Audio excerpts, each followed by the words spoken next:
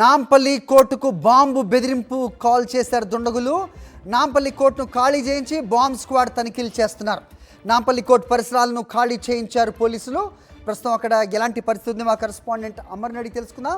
అమర్, చెప్పండి, కార్యకలాపాలన్నీ ఆగిపోయాయా? స్టాఫ్ అందరినీ కూడా బయట ఉంచి తనిఖీలు జరుగుతున్నట్టుగా తెలుస్తోంది. ఏంటి అక్కడ పరిస్థితి? అప్డేట్ చెప్పండి.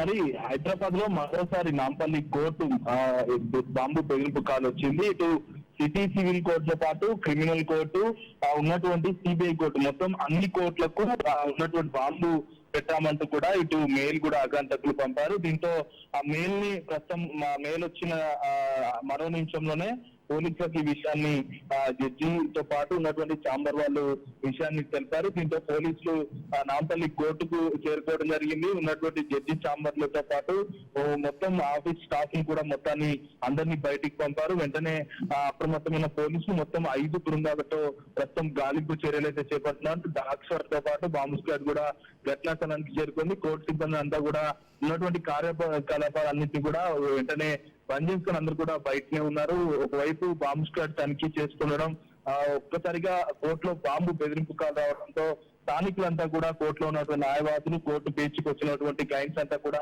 ఆందోళన వ్యక్తం చేస్తా ఉన్నారు. బాంబు డిస్పాచ్ టీమ్ పాటు ఇంటెలిజెన్స్ సెక్యూరిటీ వింగ్ కూడా ప్రస్తుతం ఈ తనిఖీల్లో కూడా ఈ బృందాలు ప్రస్తుతం తనిఖీలు అయితే చేస్తా ఉన్నాయి. అయితే బాంబు బెదిరింపు సంబంధించి ఈ వచ్చినటువంటి మెయిల్ మొత్తం కూడా ఫేక్ గా ఒకవైపు పోలీసు అయితే గుర్తించే నేపథ్యంలో అయినా కూడా అనుమానాల నేపథ్యంలోనే ప్రస్తుతం నాంపల్లి కోర్టులో ప్రస్తుతం ఇంకా తనిఖీలు కొనసాగుతున్నాయి. భారీగా పోలీసులు కూడా మోహరించారు.